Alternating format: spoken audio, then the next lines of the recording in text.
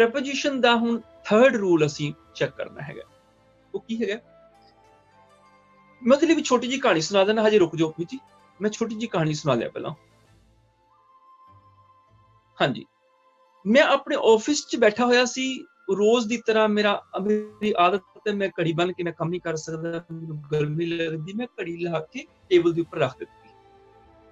ਉਹੀ ਆਦਮੀ ਫਿਰ ਆ ਗਿਆ ਜਿਹੜਾ ਚੋਰ ਸੀ, ਜਿਹਨੇ ਮੇਰੀ ਪਿਛਲੀ ਵਾਰ ਘੜੀ ਚੋਰੀ ਕੀਤੀ ਸੀ। ਉਹ ਆਦਮੀ ਫਿਰ ਆ ਗਿਆ। ਮੈਂ ਉਹਦਾ ਸਵਾਗਤ ਕੀਤਾ, ਵੈਲਕਮ ਕੀਤਾ, ਉਹਨੂੰ ਪਾਣੀ ਪਿਲਾਇਆ, ਉਹਨੂੰ ਚਾਹ ਪਿਲਾਈ, ਉਹਦੀ ਸੇਵਾ ਕੀਤੀ, ਬੈਠ ਕੇ 2-4 ਘੰਟੇ ਗੱਪਾਂ ਸ਼ੱਪਾਂ ਹੋਈਆਂ, ਵਿਚਾਰਾਂ ਹੋਈਆਂ। ਫਿਰ ਉਹ ਚੋਰ ਜਿਹੜਾ ਸੀ ਚਲਾ ਗਿਆ, ਕਿਉਂਕਿ ਪਿਛਲੀ ਵਾਰ ਉਹਨੇ ਮੇਰੀ ਘੜੀ ਚੋਰੀ ਕੀਤੀ ਸੀ, ਮੈਨੂੰ ਪਤਾ ਸੀ। ਮੈਂ ਉਹਨੂੰ ਪਛਾਣ ਲਿਆ ਵੀ ਇਹ ਚੋਰ ਹੈ, ਇਹ ਸੰਬੰਧਕ ਹੈ, ਚੋਰ ਹੈ, ਮੈਂ ਜਾਣ ਲਿਆ। ਜਦੋਂ ਚਲਾ ਗਿਆ, ਮੈਂ ਕੀ ਦੇਖਿਆ, ਮੇਰੇ ਟੇਬਲ ਦੇ ਉੱਪਰ ਤੇ ਘੜੀ ਪਈ ਹੋਈ ਹੈ, ਚੋਰੀ ਹੋਈ ਨਹੀਂ। ਫਿਰ ਮੈਨੂੰ ਕੀ ਹੱਕ ਉਸ ਆਦਮੀ ਨੂੰ ਚੋਰ ਕਹਿਣ ਦਾ? ਹਾਂ, ਇੱਕ ਦਿਨ ਉਹਨੇ ਚੋਰੀ ਕੀਤੀ ਸੀ, ਜਿਸ ਦਿਨ ਉਹਨੇ ਚੋਰੀ ਕੀਤੀ ਸੀ ਉਸ ਦਿਨ ਉਹ ਚੋਰ ਸੀ, ਪਰ ਅੱਜ ਉਹਨੇ ਚੋਰੀ ਨਹੀਂ ਕੀਤੀ, ਅੱਜ ਉਹ ਚੋਰ ਨਹੀਂ ਹੈ। ਮੈਂ ਰੋਜ਼-ਰੋਜ਼ ਉਹ ਤਾਂ ਪੱਕਾ ਹੀ ਉਹਦੇ ਮੱਥੇ ਤੇ ਚੋਰ ਦਾ ਠੱਪਾ ਕਿਉਂ ਲਗਾ ਦੇਵਾਂ? ਉਸ ਦਿਨ ਉਹਦੀ ਬਿਰਤੀ ਕੁਝ ਹੋਰ ਸੀ, ਅੱਜ ਉਹ ਗੁਰਮੁਖ ਵਾਲੀ ਬਿਰਤੀ ਨਾਲ ਆਇਆ, ਅੱਜ ਮੈਨੂੰ ਚੋਰ ਕਿਉਂ ਕਵਾਂ? ਸਾਡੀ ਹਾਲਤ ਪਤਾ ਕੀ ਦੁਨਿਆਵੀ, ਸਾਡੇ ਰਿਸ਼ਤੇ ਕਿਉਂ ਵਿਗੜਦੇ ਨੇ, ਦੁਸ਼ਮਣੀਆਂ ਕਿਉਂ ਨਹੀਂ ਖਤਮ ਹੁੰਦੀਆਂ? ਜਿਸ ਬਿਰਤੀ 'ਚ ਸਾਡੇ ਨਾਲ ਕੋਈ ਲੜ ਗਿਆ, ਅਸੀਂ ਉਹਨੂੰ ਪੱਕਾ ਹੀ ਸਮਝ ਲਿਆ ਕਿ ਬਿਰਤੀ ਇਹ ਹੈ ਤੇ ਲੜਾਕੂ ਹੈ, ਝਗੜਾਲੂ ਹੈ, ਮੇਰਾ ਦੁਸ਼ਮਣ ਹੈ। ਅਸੀਂ ਪੱਕਾ ਠੱਪਾ ਦੇ ਮੱਥੇ ਤੇ ਲਾ ਦਿੱਤਾ, ਇਹ ਝਗੜਾਲੂ, ਇਹ ਦੁਸ਼ਮਣ। ਕੀ ਪਤਾ ਉਸ ਸਮੇਂ ਦੀ ਸਿਚੁਏਸ਼ਨ ਕੀ ਹੋਵੇ, ਉਹਦੀ ਬਿਰਤੀ ਕੀ ਹੋਵੇ। ਅਗਲੀ ਵਾਰ ਜਦੋਂ ਮਿਲਦਾ, ਮੈਂ ਜੇ ਉਸੇ ਨਜ਼ਰ ਨਾਲ ਦੇਖਦਾ ਵਾਂ, ਫਿਰ ਮੈਂ ਗਲਤ ਹਾਂ, ਫਿਰ ਉਹ ਗਲਤ ਨਹੀਂ। ਫਿਰ ਹੋ ਸਕਦਾ ਅਗਲੀ ਵਾਰ ਉਹਦੀ ਸੋਚ, ਉਹਦੀ ਬਿਰਤੀ ਬਿਲਕੁਲ ਬਦਲ ਗਈ ਹੋਵੇ, ਕਿਉਂਕਿ ਪਲ-ਪਲ ਮਨੁੱਖ ਦਾ ਮਨ ਬਦਲ ਜਾਂਦਾ ਵਾ। ਇੱਕ ਪਲ ਕੁਛ ਹੁੰਦਾ ਹੈ, ਅਗਲੇ ਪਲ ਕੁਛ ਹੋ ਜਾਂਦਾ, ਪਲ-ਪਲ ਬਦਲਦਾ ਵਾ। ਇੱਕ ਪਲ ਬੜਾ ਹੀ ਇਮਾਨਦਾਰ ਹੁੰਦਾ ਹੈ, ਇੰਨਾ ਇਮਾਨਦਾਰ ਹੁੰਦਾ ਹੈ ਕਿ ਕਿਸੇ ਦਾ ਸੋਨੇ ਦਾ ਥੈਲਾ ਡਿੱਗਿਆ, ਚੁੱਕ ਕੇ ਉਹਦੇ ਘਰ ਫੜਾਉਣ ਚਲਾ ਜਾਂਦਾ ਹੈ। ਤੇ ਅਗਲੇ ਪਲ ਬੇਈਮਾਨ ਵੀ ਹੋ ਜਾਂਦਾ ਹੈ, ਕਿਸੇ ਦਾ ਰੁਪਇਆ ਡਿੱਗ ਜਾਏ ਤੇ ਪੈਰ ਰੱਖ ਕੇ ਖੜਾ ਹੋ ਜਾਂਦਾ ਵੀ ਜਾਏਗਾ ਤੇ ਮੈਂ ਚੁੱਕਾਂਗਾ। ਇੱਕ ਪਲ ਕਿਸੇ ਦੇ ਗਹਿਣੇ ਵਾਪਸ ਕਰ ਰਿਹਾ, ਦੂਜੇ ਪਲ ਰੇੜੀ ਤੋਂ ਆਲੂ ਚੁੱਕ ਕੇ ਲਿਆਂਦਾ ਕਰੇ, ਹੈਨਾ? ਅਗਲੇ ਪਲ ਦਾ ਪਤਾ ਨਹੀਂ ਨਾ, ਤਾਂ ਹੀ ਤੇ ਮਨ ਨੂੰ ਚੰਚਲ ਬਾਲਕ ਕਿਹਾ ਹੋਇਆ। ਇਹ ਬਾਲਕ ਹੈ, ਜਿਹਦੇ ਨਾਲ ਹੱਸ ਖੇਡ ਰਿਹਾ, ਉਹਦੇ ਨਾਲ ਹੀ ਲੜ ਪੈਂਦਾ ਹੈ, ਅਗਲੇ ਦਿਨ ਫਿਰ ਉਹਦੇ ਨਾਲ ਖੇਡੀ ਜਾਂਦਾ ਹੈ। ਰਾਜਾ ਬਾਲਕ, ਇਹ ਮਨ ਵੀ ਚੰਚਲ ਬਾਲਕ ਹੈ।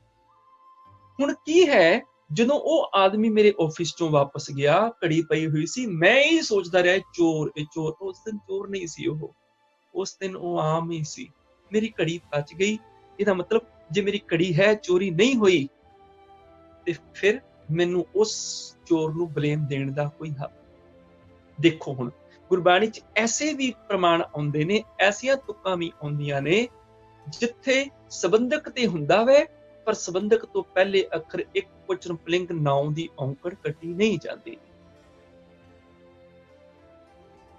ਜਿਵੇਂ ਪਿਸ਼ਤ, ਨਜ਼ੀਕ, ਰਾਖ, ਰਹਿਮਾਨਾ ਤੁਹਾਡੇ ਸਾਹਮਣੇ ਹੈ। ਨਜ਼ੀਕ ਪ੍ਰੈਪੋਜੀਸ਼ਨ ਹੈ, ਸੰਬੰਧਕ ਹੈ।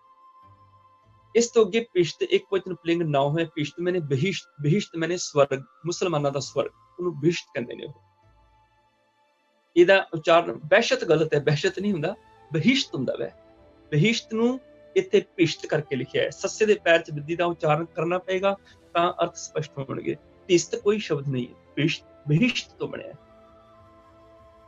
ਪਿਸ਼ਤ ਮੈਨੇ ਸਵਰਗ, ਜੇ ਤੇ ਨਜ਼ੀਕ ਨੂੰ ਪਿਸ਼ਤ ਨਾਲ ਜੋੜ ਦਿੱਤਾ ਵੀ ਨਜ਼ੀਕ ਪਿਸ਼ਤ ਦੇ ਨਾਲ ਸੰਬੰਧਿਤ ਹੈਗਾ, ਨਜ਼ੀਕ ਮੈਨੇ ਨੇੜੇ, ਫਿਰ ਤੇ ਅਰਥ ਬਣ ਜਾਏਗਾ ਸਵਰਗ ਦੇ ਨੇੜੇ। ਪਿਸ਼ਤ ਨਜ਼ੀਕ, ਸਵਰਗ ਦੇ ਨੇੜੇ। ਰਾਖ ਮੈਨੇ ਰੱਖ ਲੈ, ਅਸੀਂ ਪਿੱਛੇ ਕਰ ਗਏ ਕਿਰਿਆ ਦੇ ਵਿੱਚ, ਰਾਖ ਦੇ ਖੱਤੇ ਨੂੰ ਉੱਪਰ ਆ ਜਾਏ ਤੇ ਮੱਧਮ ਪੁਰਖ ਇੱਕ ਵਚਨ ਨੂੰ, ਮੱਧਮ ਪੁਰਖ ਨੂੰ ਹੁਕਮੀ ਜਾਂ ਬੇਨਤੀ ਹੁੰਦੀ ਹੈ ਵੀ ਤੂੰ ਰੱਖ। ਰਾਖ ਰਹਿਮਾਨਾ, ਹੇ ਰਹਿਮਾਨ, ਹੇ ਰੱਬ ਜੀ, ਰਹਿਮ ਕਰਨ ਵਾਲੇ ਰੱਬ ਜੀ, ਰੱਖ ਲੈ।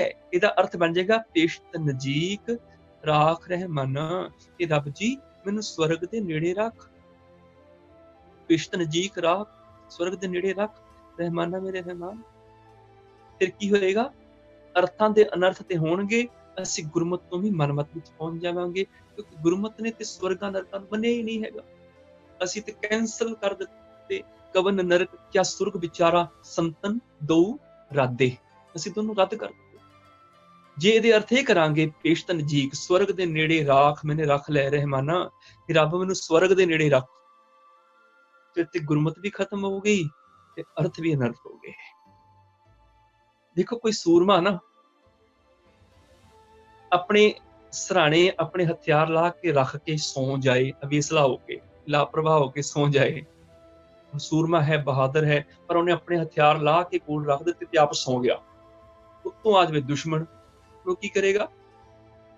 ਉਸੇ ਦੇ ਹਥਿਆਰ ਨੂੰ ਚੁੱਕ ਕੇ ਉਸੇ ਨੂੰ ਉਸੇ ਦੇ ਹਥਿਆਰ ਨਾਲ ਹੀ ਮਾਰ ਕੇ ਖਤਮ ਕਰ ਦੇਗਾ।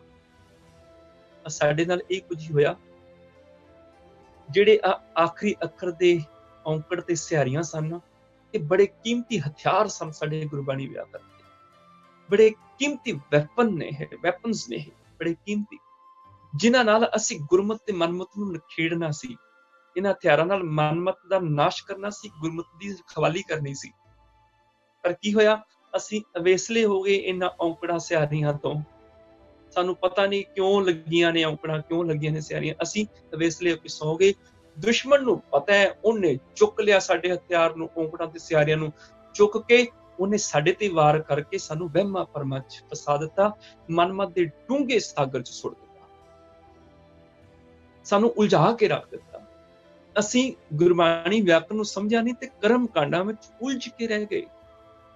ਅਸੀਂ ਪੜਾਂਗੇ ਪੇਸ਼ਤ ਨਜ਼ੀਕ ਰਾਖ ਰਹਿਮਾਨਾ, ਇਹ ਰੱਬ ਮੈਨੂੰ ਸਵਰਗ ਦੇ ਨੇੜੇ ਰੱਖ, ਤੇ ਜੇ ਸਾਨੂੰ ਸਮਝ ਆਉਂਦੀ ਵੀ ਪਿਸ਼ਤ ਦੇ ਤੱਤੇ ਨੂੰ ਔਂਕੜ ਲੱਗੀ ਹੋਈ ਹੈ ਤੇ ਨਜ਼ੀਕ ਦਾ ਪਿਸ਼ਤ ਨਾਲ ਕੋਈ ਸੰਬੰਧ ਨਹੀਂ, ਕਿਉਂਕਿ ਚੋਰ ਤੇ ਹੈ ਨਜ਼ੀਕ, ਪਰ ਉਹਨੇ ਪਿਸ਼ਤ ਦੇ ਤੱਤੇ ਦੀ ਔਂਕੜ ਚੋਰੀ ਨਹੀਂ ਕੀਤੀ, ਇਸ ਕਰਕੇ ਨਜ਼ੀਕ ਅਲੱਗ ਹੋ ਗਿਆ, ਪਿਸ਼ਤ ਅਲੱਗ ਹੋ ਗਿਆ, ਇਹ ਦੋਨੋਂ ਵੱਖ-ਵੱਖ ਹੋ ਗਏ। ਪਿਸ਼ਤ ਮੈਨੇ ਇਹੀ ਸਵਰਗ ਹੈ, ਕਿਹੜਾ ਸਵਰਗ ਹੈ ਜੀ? ਨਜ਼ੀਕ ਰਾਖ ਰਹਿਮਾਨਾ, ਇਹ ਰੱਬ ਜੀ ਤੂੰ ਮੈਨੂੰ ਆਪਣੇ ਨੇੜੇ ਰੱਖ, ਮੇਰੇ ਲਈ ਆਹੀ ਸਵਰਗ ਹੈ। ਇੱਕ ਔਂਕੜ ਨੇ ਸਾਨੂੰ ਕਰਮ ਕਾਂਡ ਤੋਂ ਬਚਾ ਲਿਆ, ਇੱਕ ਔਂਕੜ ਨੇ ਭੁਲੇਖਿਆਂ ਤੋਂ ਬਚਾ ਲਿਆ, ਇੱਕ ਔਂਕੜ ਨੇ ਸਾਡੀ ਅਕਾਲਪਨਿਕ ਨਰਕਾਂ ਸਵਰਗਾਂ ਤੋਂ ਸਾਡੀ ਰਖਵਾਲੀ ਕਰਕੇ ਸਾਨੂੰ ਬਚਾ ਲਿਆ। ਇਸ ਕਰਕੇ ਇਹ ਕਰ ਕਰੇ ਸੋ ਇਹ ਕਰ ਪਾਏ, ਕੋਈ ਨਾ ਪਕੜੀਏ ਕਿਸੇ ਥਾਂ, ਕੋਈ ਕਿਤੇ ਨਹੀਂ ਫੜਿਆ ਜਾਏਗਾ, ਜੇ ਸੱਤ ਕਰੇਗਾ ਉਸ ਹੱਥ ਭੋਗੇਗਾ। ਇਹਨੂੰ ਕਹਿੰਦੇ ਨੇ ਕਰਮ ਭੂਮੀ। ਇਸ ਕਰਕੇ ਨਜ਼ੀਕ ਦੇ ਅੱਗੇ ਪਿਸ਼ਤ ਦੇ ਤੱਤੇ ਨੂੰ ਔਂਕੜ ਲਗਾ ਦਿੱਤੀ ਗੁਰੂ ਸਾਹਿਬ ਨੇ, ਤਾਂ ਕਿ ਕੋਈ ਇਹਦਾ ਅਰਥ ਇਕੱਠਾ ਨਾ ਕਰ ਦੇਵੇ ਕਿ ਸਵਰਗ ਦੇ ਨੇੜੇ ਰੱਖ, ਇਹ ਰੱਬ ਜੀ ਗਲਤ ਹੋ ਜਾਏਗਾ। ਪਿਸ਼ਤ ਦੇ ਤੱਤੇ ਨੂੰ ਔਂਕੜ ਲਾ ਦਿੱਤੀ, ਮਤਲਬ ਨਜ਼ੀਕ ਦਾ ਪਿਸ਼ਤ ਨਾਲ ਕੋਈ ਸੰਬੰਧ ਨਹੀਂ ਹੈ, ਉਹਨੇ ਕੋਈ ਚੋਰੀ ਨਹੀਂ ਕੀਤੀ ਪਿਸ਼ਤ ਦੀ। ਨਜ਼ੀਕ ਅਲੱਗ ਹੈਗਾ, ਪਿਸ਼ਤ ਆਪਣੇ ਘਰ ਬੈਠਾ ਹੋਇਆ ਹੈ। ਪਿਸ਼ਤ ਇਹੀ ਸਵਰਗ ਹੈ, ਕਿਹੜਾ? ਨਜ਼ੀਕ ਰਾਖ ਰਹਿਮਾਨਾ, ਇਹ ਰਹਿਮਾਨ ਮੈਨੂੰ ਆਪਣੇ ਨੇੜੇ ਰੱਖ, ਮੇਰੇ ਲਈ ਇਹੀ ਸਵਰਗ ਹੈ। ਕਬੀਰ ਸੁਰਗ ਨਰਕ ਤੇ ਮੈਂ ਰਹਿਓ, ਸਤਿਗੁਰ ਕਾ ਪ੍ਰਸਾਦ, ਚਰਨ ਕਮਲ ਕੀ ਮੌਜ ਮੈਂ ਰਹੂੰ ਅੰਤਰ ਆਪ। ਆ ਮੇਰਾ ਸਵਰਗ। ਮੇਰਾ ਸਵਰਗ ਕਿੱਥੇ ਹੈ? ਜਿੱਥੇ ਗੁਰਮੁਖ ਜਨ ਬੈਠੇ ਹੋਣ, ਬੈਕੁੰਠ ਨਗਰ ਜਹਾਂ ਸੰਤ ਵਾਸਾ। ਮੇਰਾ ਸਵਰਗ ਕਿੱਥੇ ਹੈ? ਸਾਧ ਸੰਗਤ। ਕਹੋ ਕਬੀਰੇ ਕਹੀਏ ਕਾਹੇ, ਸਾਧ ਸੰਗਤ ਬੈਕੁੰਠੇ ਆਹੇ। ਮੇਰਾ ਸਵਰਗ ਕਿੱਥੇ ਹੈ? ਜਿੱਥੇ ਗੁਰਬਾਣੀ ਦਾ ਕੀਰਤਨ ਹੈ। ਮੁਕਤ ਭੁਗਤ ਜੁਗਤ ਤੇਰੀ ਸੇਵਾ, ਜਿਸ ਨੂੰ ਆਪ ਕਰਾਏ, ਤਹਾਂ ਬੈਕੁੰਠ ਚਾਹੇ ਕੀਰਤਨ ਤੇਰਾ ਵਾਪੇ ਸ਼ਰਧਾ ਲਾਹੇ। ਮੇਰਾ ਸਵਰਗ ਇੱਥੇ ਹੈ। ਇਸ ਕਰਕੇ ਮੈਂ ਕਿਸੇ ਸਵਰਗ 'ਚ ਨਹੀਂ ਜਾਣਾ, ਮੈਨੂੰ ਆਪਣੇ ਨੇੜੇ ਰੱਖ, ਮੇਰੇ ਲਈ ਆਹੀ ਸਵਰਗ ਹੈ। ਇੱਕ ਔਂਕੜ ਨੇ ਸਾਨੂੰ ਸਵਰਗਾਂ ਦੇ ਚੱਕਰਾਂ ਤੋਂ ਮੁਕਤ ਕਰ ਦਿੱਤਾ। ਜਦੋਂ ਅਸੀਂ ਵਿਆਕਰਨ ਨੂੰ ਸਮਝਾਂਗੇ, ਪਿਸ਼ਤ ਦੇ ਤੱਤੇ ਨੂੰ ਔਂਕੜ ਆ ਗਈ, ਨਜ਼ੀਕ ਦਾ ਪਿਸ਼ਤ ਨਾਲ ਕੋਈ ਸੰਬੰਧ ਨਹੀਂ, ਕਿਉਂਕਿ ਉਹਨੇ ਤੱਤੇ ਦੀ ਔਂਕੜ ਨਹੀਂ ਖਾਧੀ। ਨਜ਼ੀਕ ਅਲੱਗ ਚੀਜ਼ ਹੈ, ਪਿਸ਼ਤ ਅਲੱਗ ਚੀਜ਼ ਹੈ, ਇਸ ਕਰਕੇ ਇੱਥੇ ਕੌਮਾ ਪਾਣਾ ਪਏਗਾ, ਅਰਧ ਵਿਸਰਾਮ ਦੇਣਾ ਪਏਗਾ। ਪਿਸ਼ਤ ਇਹੀ ਸਵਰਗ ਹੈ, ਨਜ਼ੀਕ ਰਾਖ ਰਹਿਮਾਨਾ, ਮੈਨੂੰ ਆਪਣੇ ਨੇੜੇ ਰੱਖ। ਹੁਣ ਦੇਖੋ ਇਹਦਾ ਹੱਲ ਅਗਲੇ ਭਾਗ ਦੇ ਵਿੱਚ। ਹਾਂ, ਦੂਸਰਾ ਭਾਗ ਕਰ ਦਿਓ ਜੀ। ਹੁਣ ਇਸ ਤੁਕ ਦੇ ਵਿੱਚ ਗਲਤੀ ਕਿੱਥੇ ਹੈ? ਸਾਨੂੰ ਸਿਧਾਂਤ ਨੇ, ਗੁਰਬਾਣੀ ਨੇ ਅਖੌਤੀ ਸਵਰਗਾਂ ਨਰਕਾਂ ਦੇ ਚੱਕਰਾਂ ਤੋਂ ਬਚਾਇਆ ਹੋਇਆ ਹੈ। ਇਹਦਾ ਠੀਕ ਅਰਥ ਬਣੇਗਾ, ਥੱਲੇ ਦੇਖੋ, ਪਿਸ਼ਤ, ਪਿਸ਼ਤ ਤੇ ਵਿਸਰਾਮ ਹੈ, ਨਜ਼ੀਕ ਰਾਖ ਰਹਿਮਾਨਾ। ਇੱਥੇ ਤੁਕ ਦਾ ਅਰਥ ਬਣੇਗਾ ਕਿ ਪ੍ਰਭੂ ਆਪਣੇ ਨੇੜੇ ਰੱਖ, ਮੇਰੇ ਲਈ ਇਹੋ ਸਵਰਗ ਹੈ। ਠੀਕ ਹੈ ਜੀ। ਹੁਣ ਮੈਂ ਇਹਨੂੰ ਜੇ ਤੁਸੀਂ ਸਕਰੀਨਸ਼ਾਟ ਲੈਣਾ ਤੇ ਆਪ ਲੈ ਸਕਦੇ ਹੋ, ਤੇ ਦੂਜੇ ਭਾਗ ਨੂੰ ਚੰਗੀ ਤਰ੍ਹਾਂ ਦੇਖ ਲਓ, ਫਿਰ ਮੈਂ ਇਹਦੇ ਤੀਜੇ ਭਾਗ ਵੱਲ ਆਵਾਂਗੀ। ਤੀਜਾ ਭਾਗ, ਹਾਂਜੀ ਤੀਜਾ ਭਾਗ ਚਰਨਜੀਤ ਜੀ ਕਰ ਦਿਓ। इस तरह के गुरबाणी च होर बहुत सारे शब्द ने, उन्होंने भी असी समझ लईए। असी कहने मन मह माणक लाल नाम रतन पदार्थ हीर। प्रभु का नाम जो है मानो माणक है, लाल है, रत्न है, हीरा है। एक मनुख के मन विच वसदा है। मन के नन्हे दी औंकड़ कटी गई, क्यों? मैं संबंधित ने मन के नन्हे दी औंकड़ खत्म कर दी। हुण अगली एक तुक होर भी है, जिथे अगे संबंधक ते आएगा मन तो बाद, पर मन की औंकड़ जाएगी नहीं। हालांकि संबंधक ते औंकड़ चोरी करदा है ना, मन मैं ने मन के नन्हे दी औंकड़ चोरी कर ली। मन विच, मन में माणक लाल नाम रतन पदार्थ हीर। कि मन दे विच माणक है, लाल है, रतन है, हीरा है, जिहड़ा प्रभु दा नाम है। हुण इसे तरह एक तुक है कि काया आरण मन विच लोहा पंच अगन तित लाग रही। इत्थे मन दे नाल संबंधक आ गया विच, पर इत्थे मन दी औंकड़ नहीं कटी गई। जे असीं कहांगे ना काया आरण, आरण कहंदे ने पट्ठी नूं, काया पट्ठी है।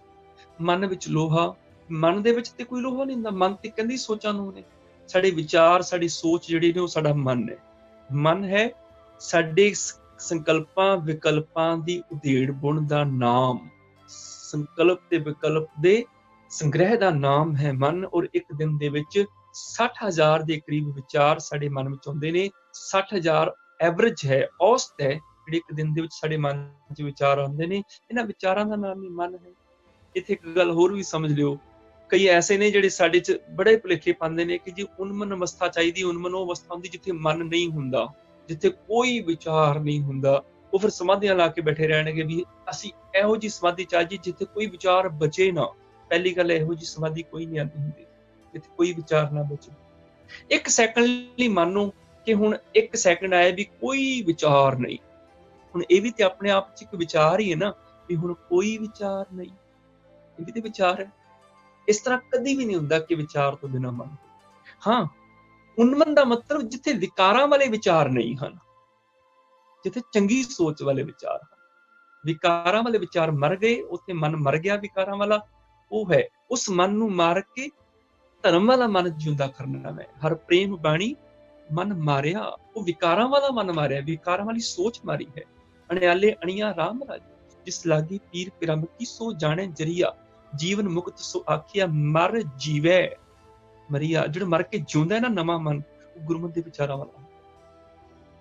ਤੇ ਜਿਹੜੇ ਕਹਿੰਦੇ ਨੇ ਸਾਡਾ ਜੀ ਇਹੋ ਜਿਹੀ ਅਵਸਥਾ ਆ ਗਈ ਵੀ ਇੱਕ ਸੈਕਿੰਡ ਲਈ ਕੋਈ ਵਿਚਾਰ ਨਹੀਂ ਸੀ ਬਚਿਆ। ਦੁਕਾਨਾਂ ਤੇ ਉਦਾਂ ਹੀ ਉਹ ਘੱਟ ਤੋਲਦੇ ਨੇ, ਉਦਾਂ ਹੀ ਲੋਕਾਂ ਨੂੰ ਠੱਗੀ ਜਾਂਦੇ ਨੇ, ਬੇਈਮਾਨੀਆਂ ਵੀ ਕਰ ਰਹੇ ਨੇ, ਕ੍ਰੋਧ ਵੀ ਕਰ ਰਹੇ ਨੇ, ਲੜਾਈ ਝਗੜੇ ਸਭ ਕੁਝ ਕਰ ਰਹੇ ਨੇ। ਕਿੱਥੇ ਗਈ ਜੀ ਉਹ ਅਵਸਥਾ ਜਿਹੜੀ ਇੱਕ ਸੈਕਿੰਡ ਵਿਚਾਰ ਨਹੀਂ ਸੀ ਬਚਿਆ? ਉਹਦਾ ਕੀ ਫਲ ਮਿਲਿਆ? ਨਤੀਜਾ ਕੀ ਨਿਕਲਿਆ? ਕੁਝ ਵੀ ਨਹੀਂ। 2-2 ਘੰਟੇ ਬੈਠੇ ਰਹੇ ਜੀ, ਉਹ ਅਵਸਥਾ ਆ ਜਾਏ ਵੀ ਕੋਈ ਵਿਚਾਰ ਨਾ ਬਚੇ। ਨਹੀਂ, ਏਦਾਂ ਨਹੀਂ ਹੁੰਦਾ।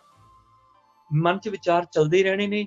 ਹਾਂ, ਬੁਰੇ ਵਿਚਾਰਾਂ ਵਾਲੇ ਮਨ ਨੂੰ ਮਾਰ ਕੇ ਚੰਗੇ ਵਿਚਾਰਾਂ ਵਾਲੇ ਮਨ ਨੂੰ ਜਨਮ ਦੇਣਾ ਹੈ। ਇੱਕ ਵੱਖਰਾ ਬਹੁਤ ਵੱਡਾ ਵਿਸ਼ਾ ਹੈ। ਮਨ ਦੇ ਵਿੱਚ ਲੋਹਾ ਨਹੀਂ ਹੁੰਦਾ, ਮਨ ਵਿੱਚ ਵਿਚਾਰ ਹੁੰਦੇ। ਇਸ ਕਰਕੇ ਇੱਥੇ ਵਿੱਚ ਤੋਂ ਪਹਿਲਾਂ ਮਨ ਦੇ ਨੰਨੇ ਨੂੰ ਔਂਕੜ ਆ ਗਈ। ਇਹਦਾ ਮਤਲਬ ਵਿੱਚ ਨੇ ਮਨ ਦੇ ਨੰਨੇ ਦੀ ਔਂਕੜ ਚੋਰੀ ਨਹੀਂ ਕੀਤੀ।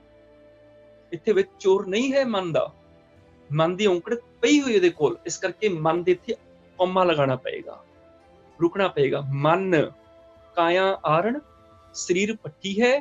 ਮਨ ਕੀ ਹੈ? ਵਿੱਚ ਲੋਹਾ। ਉਸ ਭੱਠੀ ਵਿੱਚ ਲੋਹਾ ਹੈ। ਗੱਲ ਭੱਠੀ ਦੀ ਚੱਲ ਰਹੀ ਇੱਥੇ। ਉਸ ਸਰੀਰ ਭੱਠੀ ਵਿੱਚ ਮਨ ਲੋਹਾ ਹੈ। ਵਿੱਚ ਦਾ ਸੰਬੰਧ ਆਰਣ ਦੇ ਨਾਲ ਹੈ, ਕਾਇਆ ਦੇ ਨਾਲ ਹੈ। ਕਾਇਆ ਆਰਣ ਮਨ, ਇੱਥੇ ਕੋਮਾ, ਕਿਉਂਕਿ ਵਿੱਚ ਨੇ ਮਨ ਦੀ ਔਂਕੜ ਖਾਧੀ ਨਹੀਂ। ਇਸ ਕਰਕੇ ਵਿੱਚ ਪਰੇ ਹੋ ਗਿਆ ਮਨ। ਮਨ ਤੇ ਵਿੱਚ ਅਲੱਗ-ਅਲੱਗ ਹੋ ਗਏ। ਮਨ ਕੀ ਹੈ?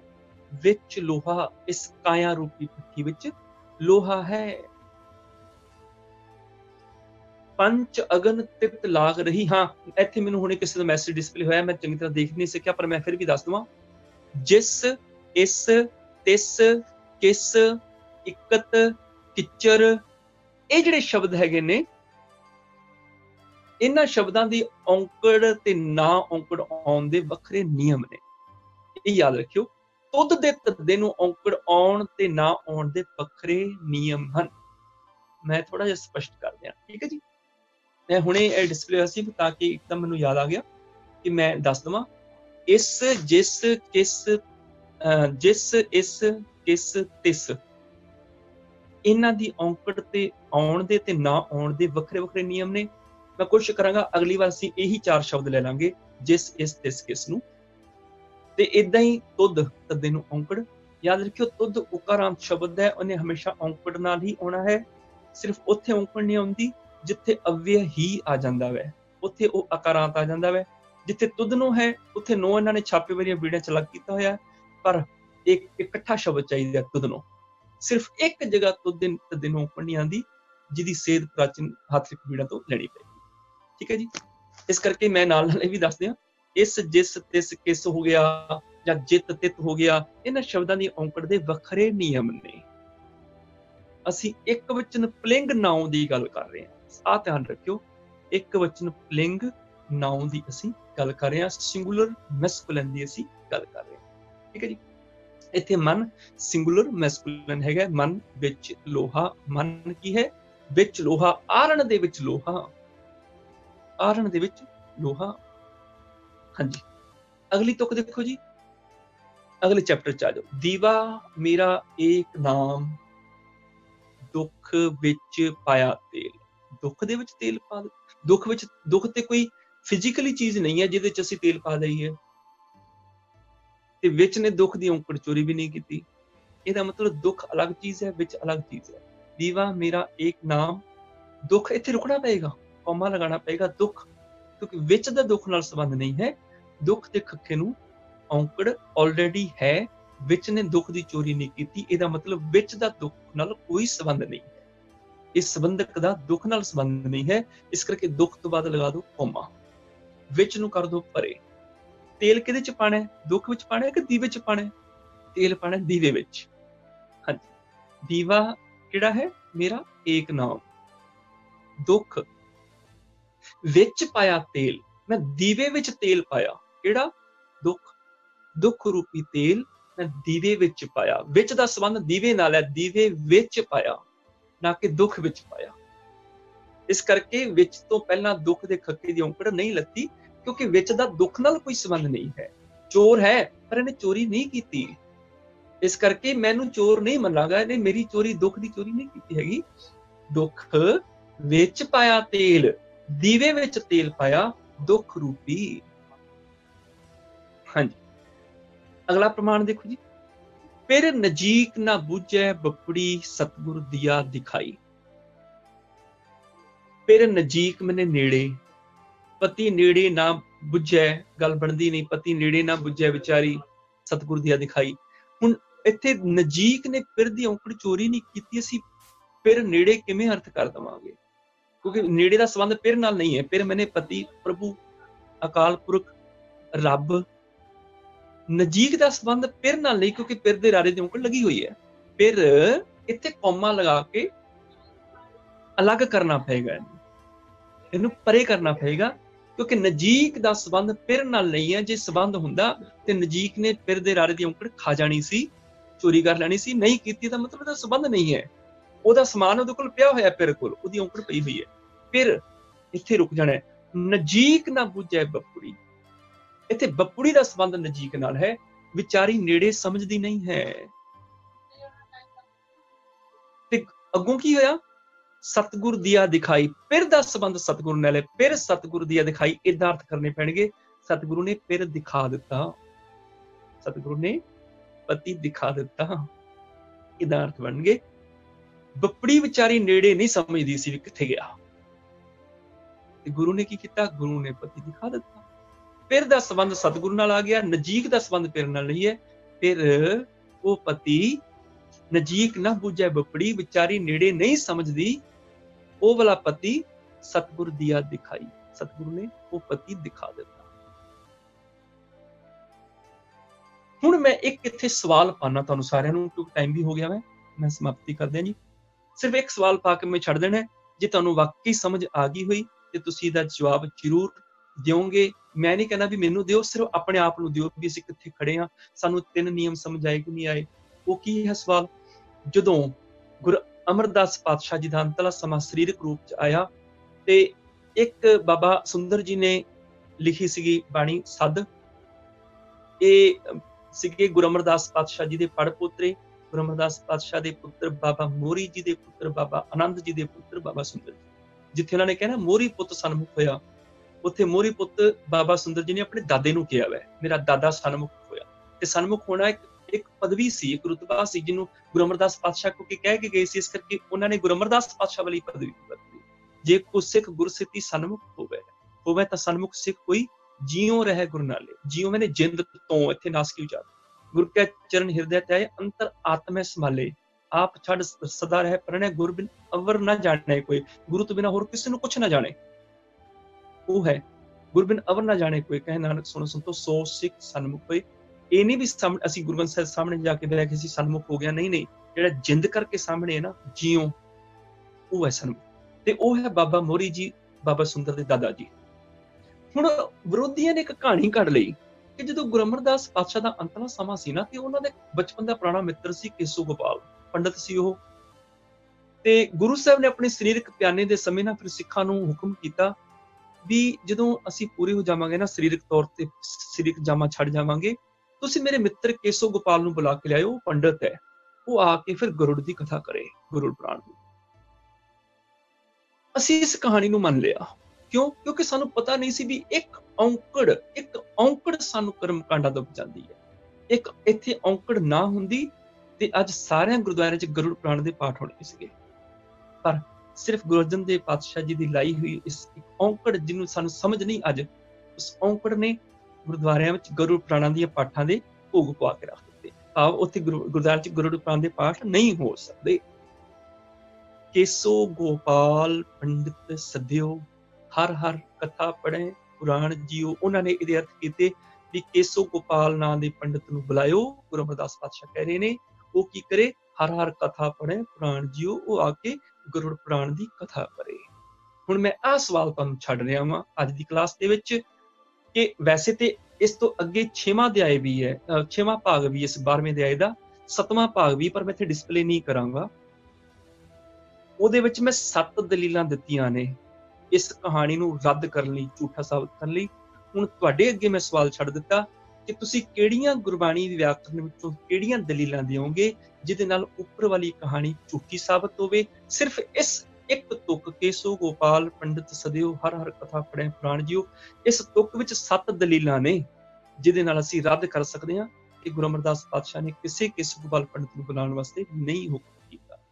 ਉਹ 7 ਦਲੀਲਾਂ ਚੋਂ ਘੱਟੋ ਘੱਟ 3 ਦਲੀਲਾਂ ਤੁਸੀਂ ਦੇ ਦਿਓਗੇ ਤੇ ਤੁਸੀਂ ਪਾਸ ਹੋ ਜਾਓਗੇ।